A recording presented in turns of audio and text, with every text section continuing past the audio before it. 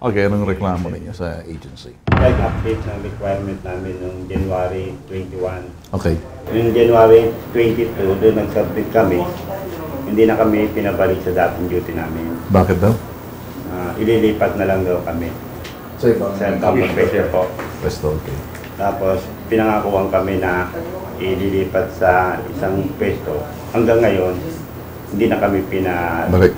Pag isang kumpanya, tinerminate na service Terminate yung service ninyo. Hindi ka sa isang kumpanya lang kayo pinagagawaghan. Kami po Isang kumpanya. Okay. Masisisi mo bang agency? Hindi. Sa tagal mo sa agency, nagkaw mo sa agency. Ikaw, 20 po. nakita mo yan. Walang seguridad sa loob ng ahensya. Ang agency, hanggat nandiyan ka, itatalaga ka lang.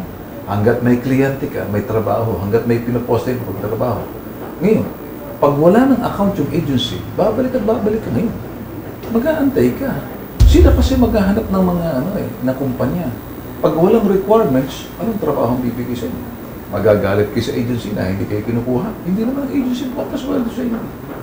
Ang agency may marketing. Maghahanap ng mga kliyente. Itingnan niya kung kikita ang ahensya, yung sweldo ng tao, pangangailangan, yung mga investment sa mga baril, uniforme, lahat yan. Ang kumpanya, doon ka nagtatrabaho.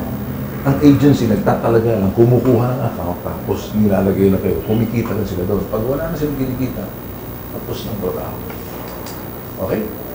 Malinaw? Ako sa inyo. Tsaka, or either lumipat kayo ng agency. Bossing, thank you ha. Susunod, nandito lang naman ako. Salamat. Okay, at ako'y naging tapat sa mga sinabi. Wala akong hawag.